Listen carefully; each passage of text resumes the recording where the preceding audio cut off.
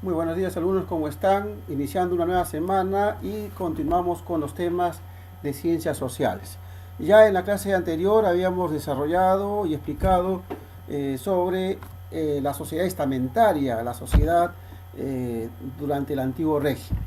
Hoy día vamos a introducirnos ya el tema de la economía durante el antiguo régimen y para eso vamos a, por supuesto, revisar algunos videos introductorios que nos va a permitir primero enlazar los temas, recordar algunas características del antiguo régimen y, como les dije, introducirnos poco a poco al tema de la economía. Así que pasamos rápidamente al primer video que sintetiza este tema y luego vamos a ingresar a otro video donde ya vamos a hablar un poco más sobre las características del antiguo régimen, como una especie de repaso, y también terminar en la economía durante el antiguo régimen para luego poder resolver las interrogantes que planteamos en la ficha de trabajo y que se encuentran en la plataforma.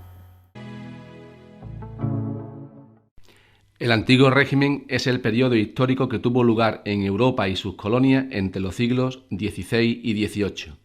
En líneas generales, se caracteriza por una demografía primitiva, una monarquía absoluta o de derecho divino, una sociedad estamental, una economía agraria y mercantil basada en la explotación de las colonias y una cultura muy impregnada de elementos religiosos. Los primeros en utilizar el término antiguo régimen fueron algunos intelectuales revolucionarios franceses a finales del siglo XVIII, que intentaban crear en Francia un modelo de sociedad nuevo y acabar con el modelo social existente que consideraban injusto, irracional y anticuado. Los estados del antiguo régimen tenían una alta tasa de natalidad y una alta tasa de mortalidad debido a la falta de alimentación, epidemias, atraso en la medicina, especialmente de mortalidad infantil que llegaba a alcanzar el 300 por 1000, por lo que el crecimiento de la población era muy pequeño. El gobierno en el antiguo régimen se denomina monarquía absoluta o monarquía de derecho divino. Esta forma de gobierno se caracteriza por un rey que acumula en su persona todos los poderes del Estado, sin límite alguno y por voluntad de Dios. En este tipo de monarquía, los reyes concentran en sus manos el poder legislativo, el poder ejecutivo y el poder judicial. Es decir, hacen las leyes a su antojo, se encargan de que se ejecuten y son el juez supremo del Estado. El Estado, incluidos sus habitantes, es propiedad personal del rey. El rey, figura paternal, se rodea de símbolos religiosos y de un lujo extremo. El rey no tiene que rendir cuenta de sus actos ante nadie, solo ante Dios. La figura que mejor representa el absolutismo monárquico del antiguo régimen es sin duda Luis XIV de Francia, apodado el Rey Sol, al que se atribuye una frase que resume esta forma de gobierno con enorme claridad y brevedad: el Estado soy yo.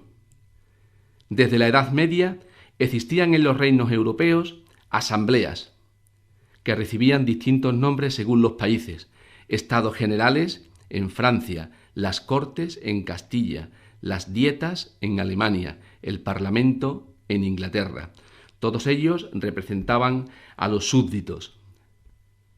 Estas asambleas habían sido en el pasado un freno al poder absoluto de los monarcas, ya que tradicionalmente tenían que reunirlas y oír sus propuestas para tomar algunas decisiones importantes, sobre todo para poner nuevos impuestos. Lo novedoso de la monarquía absoluta es que los reyes empezaron a gobernar apoyándose en el Consejo de Ministros, el ejército, la administración y la diplomacia, y sin escuchar a las asambleas. La sociedad del antiguo régimen es una sociedad estamental. Los estamentos son grupos sociales cerrados que disponían de leyes propias y desiguales. En el antiguo régimen, la sociedad no es la suma de individuos, sino de grupos diferenciados por sus funciones. La función política y militar corresponde a la nobleza, la función espiritual al clero y la función de trabajar al estado llano o pueblo. Los grupos privilegiados son la nobleza y el clero. La nobleza, como grupo social, tenía muchos privilegios, entre estos una jurisdicción propia. Resolvía sus pleitos en salas especiales, no podían ser torturados, estaban exentos de morir en la horca. Estaba exenta también de pagar impuestos. Poseía un derecho privado especial. En los mayorazgos se transmitía por ley de herencia la mayor parte de los bienes de las grandes familias al hijo mayor, evitando así su desmembramiento con herederos forzosos.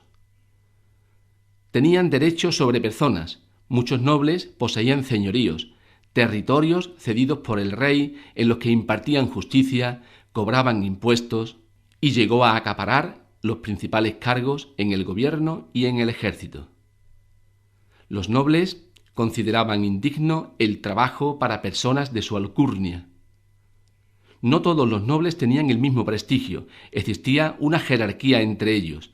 De mayor a menor prestigio, grandeza de España, los familiares de los monarcas, los títulos, duques, condes y marqueses, dueños de grandes mayorazgos, los hidalgos de sangre o hijos segundones sin fortuna, y los hidalgos de privilegio, que habían comprado la nobleza al rey y tenían mucho poder en los municipios.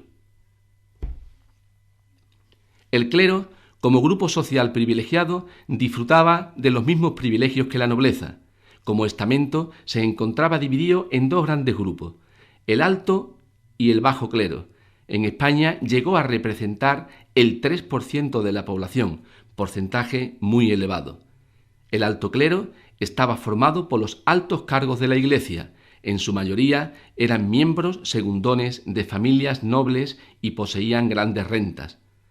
El bajo clero procedía del estado llano y sus ingresos procedían de las misas.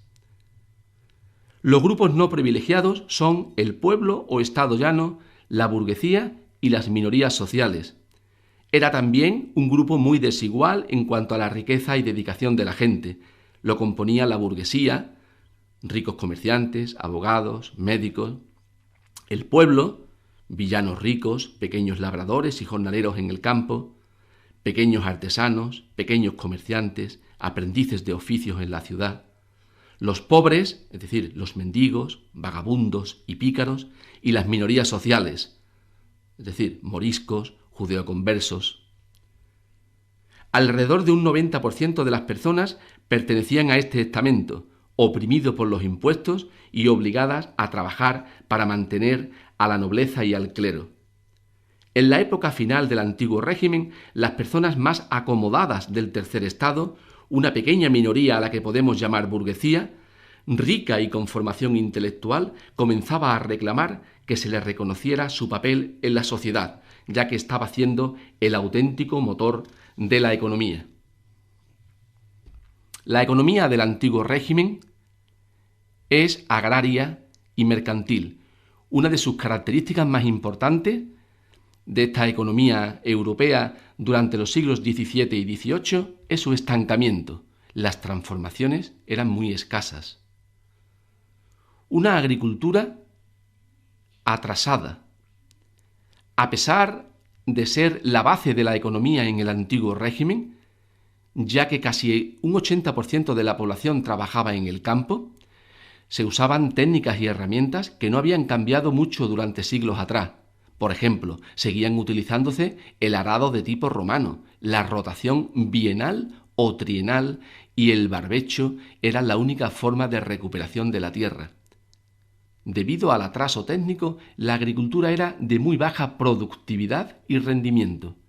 Estaba orientada fundamentalmente al autoconsumo y era muy vulnerable a las inclemencias del tiempo y a los desastres provocados por plagas.